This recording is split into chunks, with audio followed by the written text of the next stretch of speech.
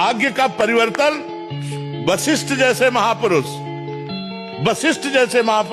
भरत जी से कह रहे, सुनो भरत भावी प्रबल, बिलख कहो मुनिनाथ, हान लाभ जीवन मरण, जस अपजस विधिहार। खूब सीता जी की पत्रिका, जन्म पत्रिका मिलाई थी राम जी से सतानंद जी ने, और इधर वशिष्ठ जी ने। कहीं योग नहीं था कि 14 वर्ष का वनवास होगा, लेकिन होना था, हो गया। जो होना, इतने बड़े बड़े महापुरुषों के बीच में जो होना है उसे होना ही है। भाग्य को मिटाने की ताकत किसी को नहीं है। जो कुछ लिखा है वो होके रहेगा।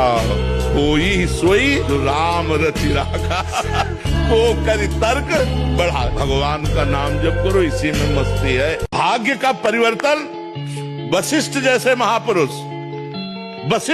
महापुरुष भरत जी से कह रहे, सुनो भरत भावी प्रबल, बिलख कहो मुनिनाथ, हान लाभ जीवन मरण, जस अपजस विधिहार। खूब सीता जी की पत्रिका, जन्म पत्रिका मिलाई थी राम जी से सतानंद जी ने, और इधर वशिष्ठ जी ने। कहीं योग नहीं था कि 14 वर्ष का वनवास होगा, लेकिन होना था, हो गया। जो होना, इतने बड़े बड़े महापुरुषों के बीच में जो होना है उसे होना ही है।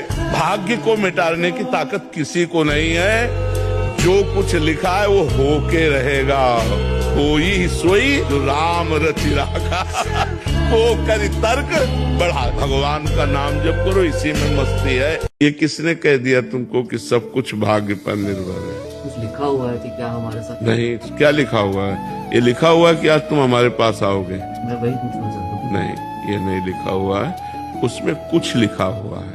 प्रारब्ध किसे कहते हैं पहले समझो। नियति, दैव, भाग्य, इन सबको प्रारब्ध कहते हैं। प्रारब्ध 2 कर्मों से बनता है, शुभ और अशुभ। शुभ माने पुण्य कर्म, अशुभ माने पाप कर्म, और दोनों का फल है। शुभ का फल है सफलता, विजय, अनुकूलता, विविध सामग्री, भोग सामग्री। और अशुभ का फल है हार, असफलता, विपत्ति, दुख, रोग, संकट, नाना प्रकार का। ये 2 चीजें केवल लिखी हुई हैं। अब आप आज नया कर्म, दान कर रहे हो, पुण्य कर रहे हो, तीर्थ यात्रा कर रहे हो, ये आपके ऊपर। मैंने नाम जब शुरू किया अभी 15 दिन पहले, तो मेरे भाग्य में लिखा था कि मैं 15 दिन नहीं, ये नहीं लिखा था, ये नहीं लिखा था। 15 दिन पहले से आपने भजन शुरू किया, ये भगवान की कृपा और आपका प्रयास। ये भाग्य में नहीं लिखा, ये नवीन कर्म है। ये आपका नवीन कर्म, नया कर्म है।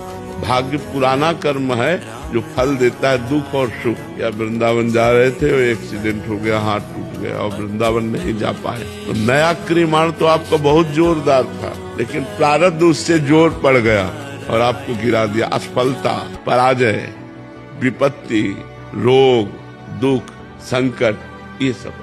नवीन कर्म बलवान हो जाए तो प्रारब्ध को रौंद दे। नवीन कर्म बलवान यही परोपकार, नाम जप, गंगा यमुना आदि पवित्र नदियों का अवगाहन, भगवान के धामों की यात्रा, ये सब महान कर्म है जो हमको सुख प्रदान करते हैं। समझ पाए आप?